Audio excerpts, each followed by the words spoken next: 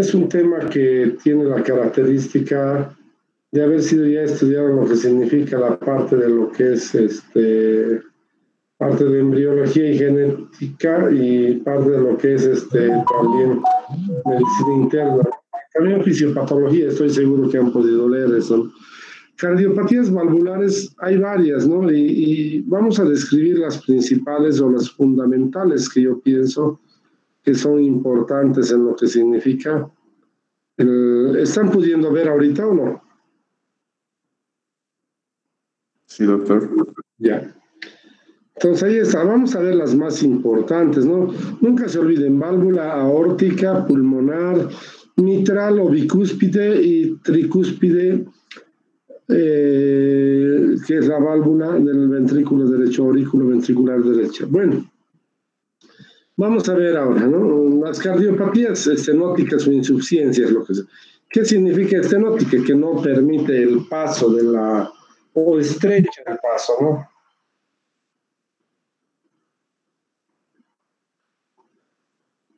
Estrecha lo que significa el paso salida o entrada de lo que significa la sangre en las diferentes cavidades o la salida de lo que significa de las cavidades hacia la circulación pulmonar o a la circulación sistémica, dependiendo las necesidades que tengamos.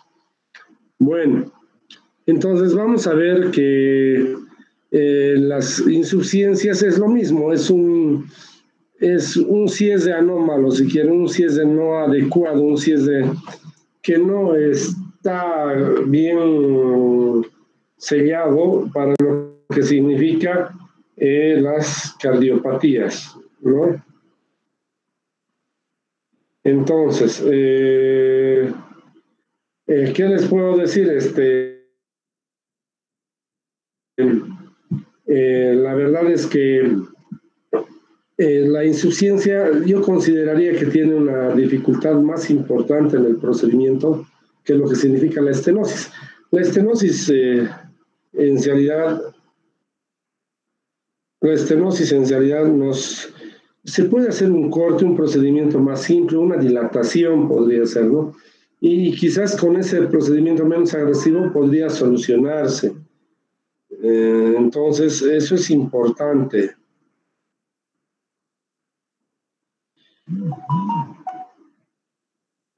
Entonces, eso es fundamental.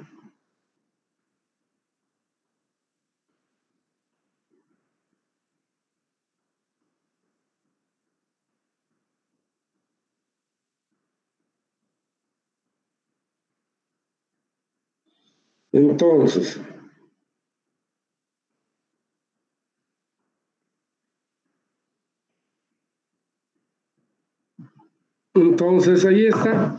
Los cortecitos, en cambio, las insuficiencias a veces hay que cambiar la válvula y eso es importante. ¿Por qué? Porque es un procedimiento más grande y complejo, ¿no? Bueno, entonces, el tratamiento no solo se va a la parte etiológica, sino también a las complicaciones que haya podido tener y para eso vamos a observar lo que es la fisiología, ¿no? Los cambios han dado en realidad disponibilidad de tratamiento etiológico en lo que es la enfermedad, yo diría, más importante que afecta a las válvulas cardíacas, que es la fiebre reumática. La fiebre reumática en realidad nos ha dado como consecuencia varias de estas alteraciones y con lo que significa el tratamiento para el estreptococo, que es el que causa, hay menor cantidad de daño que se produce. Y obviamente la utilización de la penicilina ha sido fundamental en este aspecto. Bueno, veamos, ahí está estenosis e insuficiencia. Estenosis, estrechamiento, ya les he dicho. Insuficiencia es que no cierra, no sella completamente. Bueno, importante para la consideración diagnóstica y el diagnóstico es la anamnesis y la exploración física, desde luego. Un procedimiento, un método complementario importante para lo que significa la identificación es la ecografía, la ecocardiografía. Y vamos a ver, hay dos tipos, la transtorácica y transesofágica. La transtorácica es la normal, la que se hace, en realidad, si ustedes me están viendo, me observan, ¿no? es la que se hace directamente en el tórax con el transductor que es especial para este aspecto, ¿no? En cambio, la transesofágica es mediante un endoscopio y en la punta del endoscopio tenemos un transductor de ecocardiografía. Eso es fundamental. Entonces decimos que la ecocardiografía para nosotros es el examen complementario importante, mucho más importante que los demás en realidad, que no hay que dejarlos a un lado, como por ejemplo el electrocardiograma, la radiografía simple de tórax o lo que significa un Holter, etcétera, son importantes, como también así el cateterismo cardíaco, que es también una parte fundamental en el tratamiento de las patologías. Ya. Entonces, eso es lo que les puedo decir y anticipar para este diagnóstico y el tratamiento. Vamos a ver desde un punto de vista quirúrgico y de acuerdo a la frecuencia. Vamos a ver la válvula mitral como primera entidad patológica. Tiene dos valvas, una anterior y una posterior, que es parte de la anatomía. No vamos a hablar mucho de lo que es la anatomía, obviamente tiene sus cuerdas tendinosas, etcétera, y lo que tiene que tener sus músculos papilares, ¿no? Que van a los diferentes, a las paredes del corazón o del ventrículo más específicamente. Vamos a hablar de la estenosis mitral. Obviamente, ¿cuál es la patología más frecuente? La fiebre reumática. ¿Qué produce la estenosis mitral? Es la que se produce principalmente en mujeres y se aparece después de los 12 años. ¿Pero por qué aparece después de los 12 años? Porque las personas se enferman con una faringoamigdalitis, como han visto, una faringitis estreptocócica, y después de varios años comienza a aparecer la sintomatología. Eso es un punto importante. En cuanto a lo que tenemos, la fisiopatología, hay que ver pues el área de la válvula. La válvula normalmente es de 4 a 6 centímetros cuadrados. Una estenosis de menos de 2 es ya considerada una estenosis leve, y una grave es de menos de 1 centímetro. Estenosis clasificamos a la menos de 4 centímetros. Entonces, una leve, menos de 4 centímetros, moderada de menos de 2 y grave de 1 centímetro. Definitivamente 1 centímetro es muy pequeño y vamos a ver pues, que va a comenzar a haber un semáforo. Tienen que ustedes apreciar lo que significa la fisiopatología. La fisiopatología es fundamental en nuestra identificación de la valvulopatía cardíaca, ¿no? ¿Qué va a producir, no? Si hay estenosis de lo que significa la válvula mitral, la aurícula derecha no va a poder pasar sangre fácilmente a lo que significa, perdón, la aurícula izquierda no va a pasar fácilmente sangre a lo que significa el ventrículo del mismo lado. Entonces va a comenzar a haber una serie de alteraciones y que son fundamentalmente ¿en qué? Crecimiento de la aurícula es fundamental. Y ese crecimiento de la aurícula va a producir un aumento de sangre en el pulmón. El aumento de sangre en el pulmón va a producir que un aumento en lo que significa ya la aurícula derecha, va a producir un remodelado vascular, etc. Esa es la actividad que debemos ver nosotros en la fisiopatología. Todo el circuito, cómo se cose. Bueno, el diagnóstico está por una disnea. ¿Disnea por qué? Por el acúmulo pues, del líquido o del líquido hemático que se produce en los pulmones, es decir, el contenido hemático. El paciente va a comenzar a presentar disnea y va a tener un soplo que está más dirigido hacia el vértice, porque hacia el vértice tenemos la relación anatómica de lo que significa la audición de la válvula mitral. Bueno, diagnóstico. Definitivamente la ecocardiografía es lo más importante, ¿no? Es ver el área y nos dice, no, pues el área es de menos de 4 centímetros, es menos de 2 o menos de 1 centímetro. Radiografía de tórax, ¿qué vamos a ver? Dilatación de la aurícula izquierda, lo que les decía. Siempre piensen en la fisiopatología, eso es fundamental. Una estenosis de la aurícula ventricular izquierda nos va a producir un aumento de lo que significa en el tamaño de la aurícula izquierda. Eso se va a reflejar también en el electrocardiograma. Bueno, otra forma de hacer es el cateterismo cardíaco, donde se puede apreciar eso, ¿no? Pero fundamental la ecocardiografía, esa es fundamental. Les estoy volviendo a decir menos de 4 centímetros al cuadrado. Bueno, veamos. Si está estenótico, y ustedes pueden ver, un tratamiento es la dilatación. es decir, abrir. Hay balones, como si ustedes han podido ver la insuflación de la sonda Foley, es importante ver eso.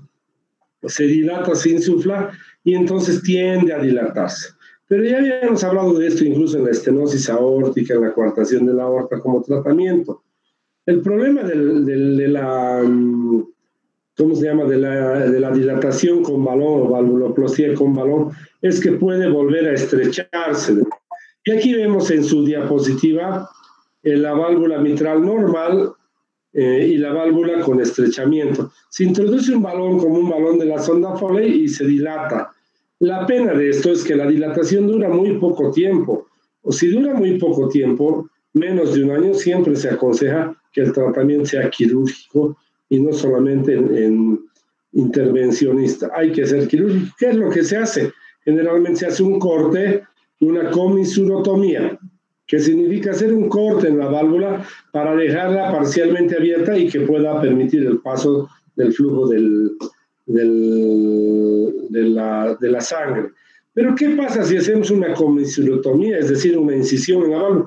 Podemos producir quizás el efecto benéfico de que pase la sangre a lo que significa el ventrículo, pero ¿qué va a poder pasar? Podemos darle una insuficiencia y eso sí es una cosa dificultosa. El paciente tuviese una insuficiencia añadida a la estenosis que tenía.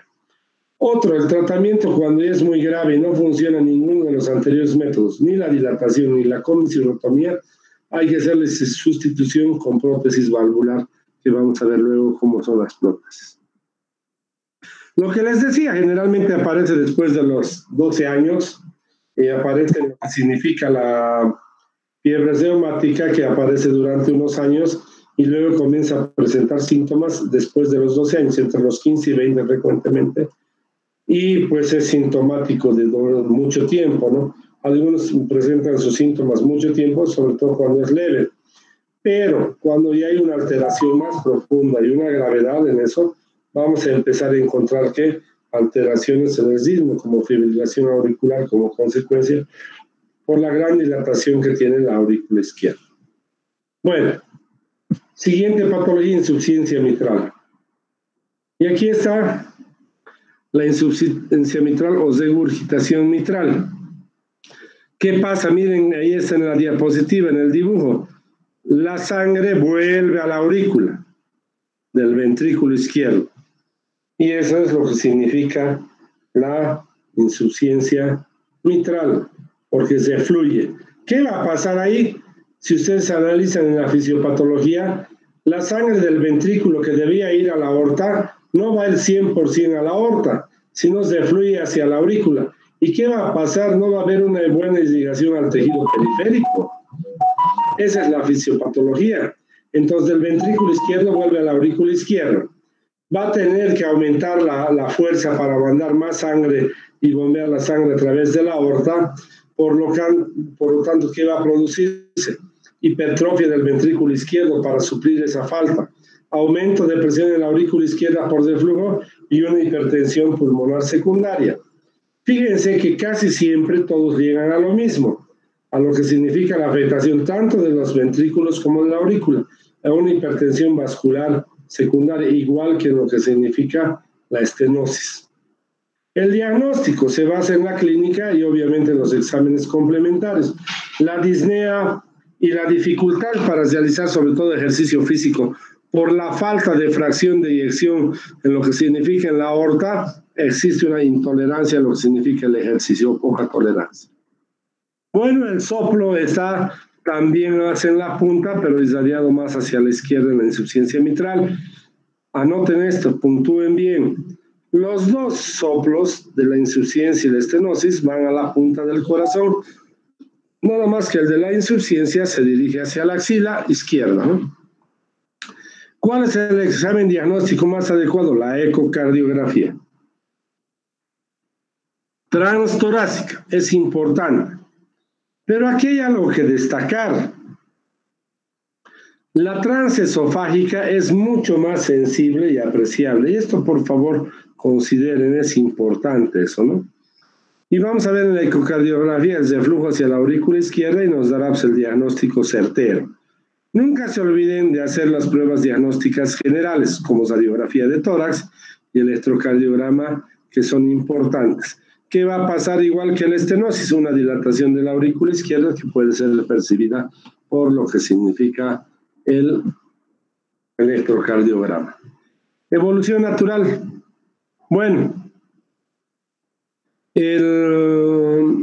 la insuficiencia es dependiente del grado también. Cuando hay una pequeña insuficiencia, que algunas veces se tiene alguna regurgitación, no repercute en lo que significa la funcionalidad y la vitalidad, pero sí es importante en los grandes porque va a producirse una disfunción del ventrículo izquierdo, y esta disfunción pues puede llevar pues a alteraciones del corazón que van a terminar con la vida del paciente. Y evidentemente después de 5 años el 80% puede sobrevivir, pero la sobrevida va a ir en realidad disminuyendo a través de los años, y vamos a ver que en 10 años la sobrevida solo va a ser del 60%, es decir, 40% de mortalidad. Aumenta con el tiempo y los años, definitivamente, igual que toda patología cardíaca. El tratamiento. Como tenemos una especie de acumulación de líquido a nivel de los pulmones y demás, se puede dar inhibidores de la ECA, se puede dar diuréticos, y el tratamiento quirúrgico en realidad aquí es lo único: reparación con prótesis biológicas o bioprotésicas. Así bien claro. 2 tipos de prótesis: biológicas, que son las de cerdo, que alguna vez se han utilizado, y las protésicas, que son de un material protésico que en la actualidad son las más utilizadas. Bueno, vamos a hablar de la válvula aórtica. Válvula aórtica. La válvula aórtica es fundamental también, ¿no? Una de las patologías más frecuentes que encontramos es la estenosis aórtica. En realidad la causa principal es la fiebre reumática, nuevamente. La fiebre reumática, si se dan cuenta, está presente en las 3 patologías que hemos visto, ¿no? Y recordar las valvas izquierda, derecha y valva anterior, que son fundamentales en lo que significa la anatomía. La etiología, nuevamente: fiebre reumática idiopática y además calcificación de la misma valva. Eso es importante, la calcificación. En toda estenosis, y ahí vean en su dibujo, ¿no? En la estenosis ahí se ve que está estrechada. Y como hemos visto, las estenosis se tratan con dilatación, y vamos a ver con mesirotomía. Vamos a ver el tratamiento luego. La fisiopatología: se estrecha la aorta, ¿y qué pasa con el ventrículo izquierdo? No puede mandar toda la sangre, por lo tanto se va dilatando, se va habiendo mayor distensibilidad, se va creciendo el ventrículo izquierdo por la estenosis. Entonces, ¿qué va a producir? Una isquemia que va a ser crónica, con muerte celular y necrosis. Y esto es importante. ¿Cómo se llama la necrosis? Infarto, ¿no?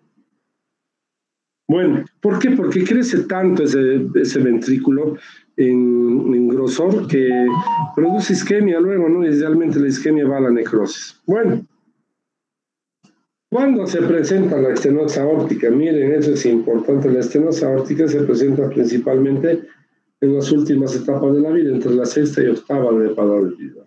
¿Por qué se presenta angina de pecho? Dolor anginoso es el dolor torácico referido hacia hombro o a cuello. ¿Por qué se produce ese dolor anginoso?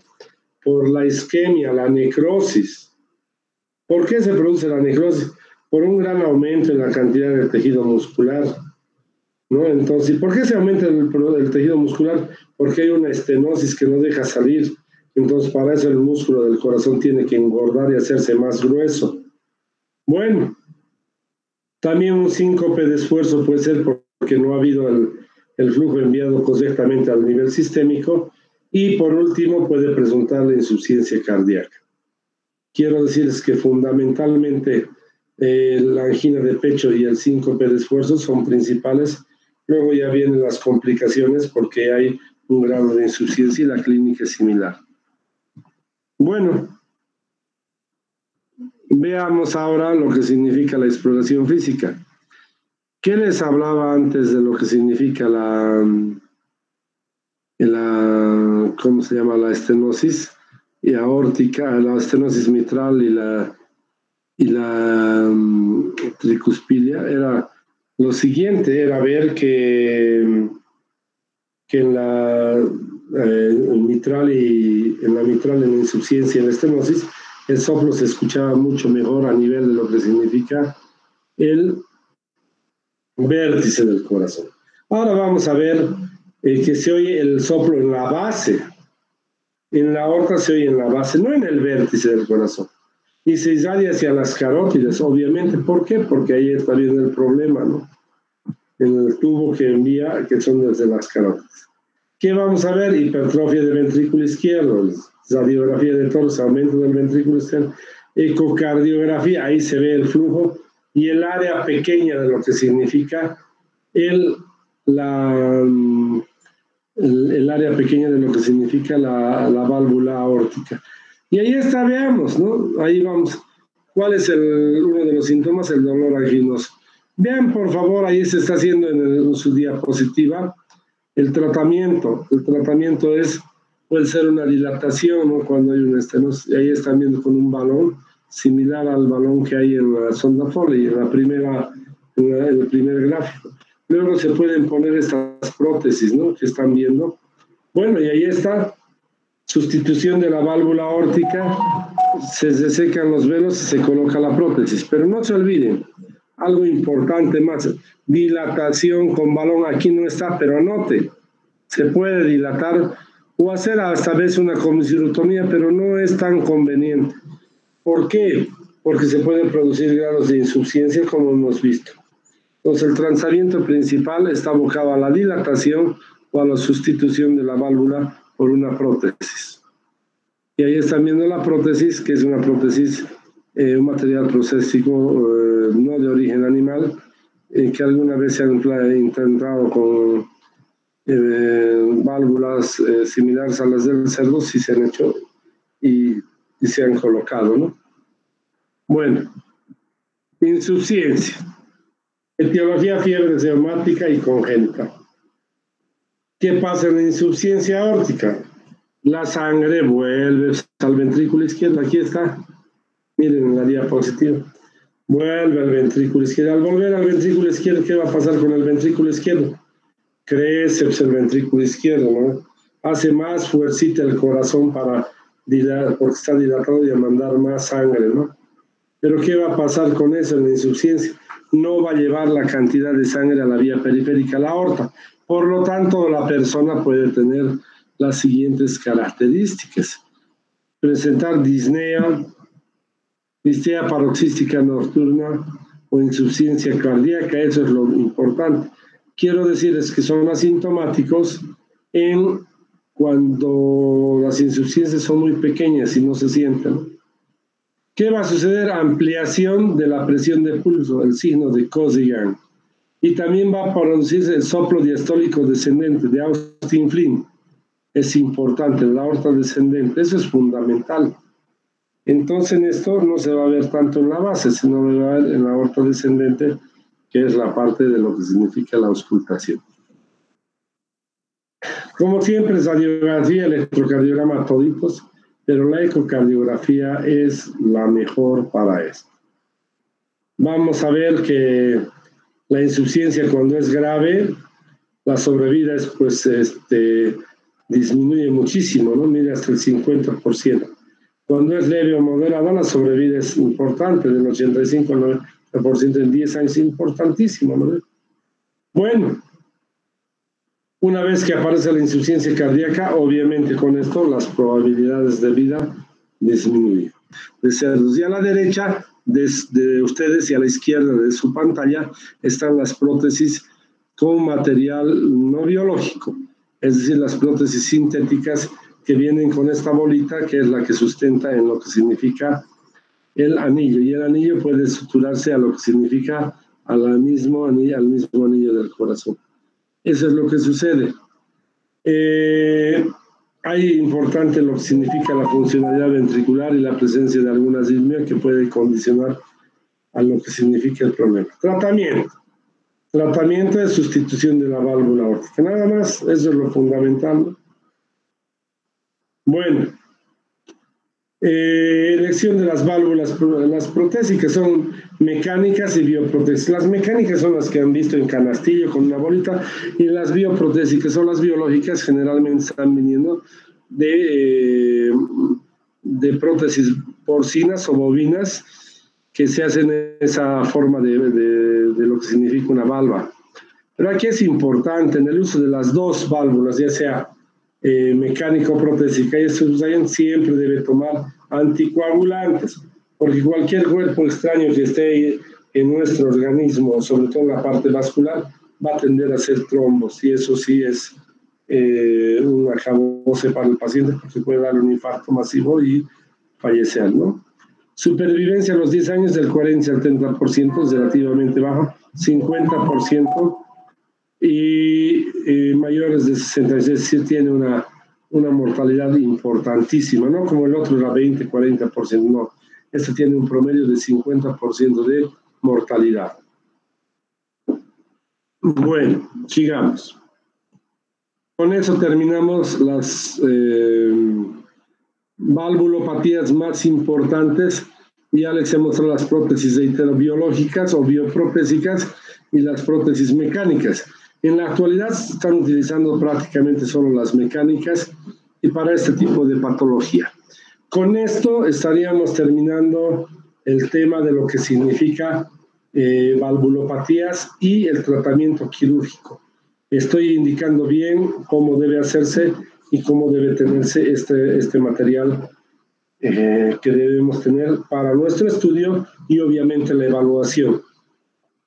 Nuevamente, veamos bien el Savistton, es nuestro libro de base y le estoy tratando de explicar lo más importante. Recordar la fisiopatología es fundamental para entender el tratamiento y lo que significa la clínica de estos pacientes. Han visto que la fiebre reumática es fundamental patología para producir lesiones en las válvulas y por lo tanto es una de las enfermedades que mayor problema causa. Y también puede ser muy prevenible fácilmente con penicilina en las faringitis estreptocócicas. Bueno, jóvenes, con esto terminamos el tema de hoy y nos veríamos mañana nuevamente a las 6 de la tarde para poder hacer el temario. Si tienen alguna consulta, alguna duda.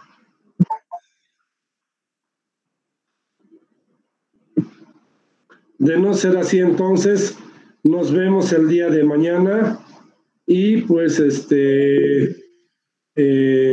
nos vemos el día de mañana a las 18:00 y les voy a mandar obviamente el link con su compañera. Muchísimas gracias y buenas noches. Gracias, doctor. Hasta luego. Gracias, doctor. Hasta luego, doctor. Buenas noches. Hasta luego.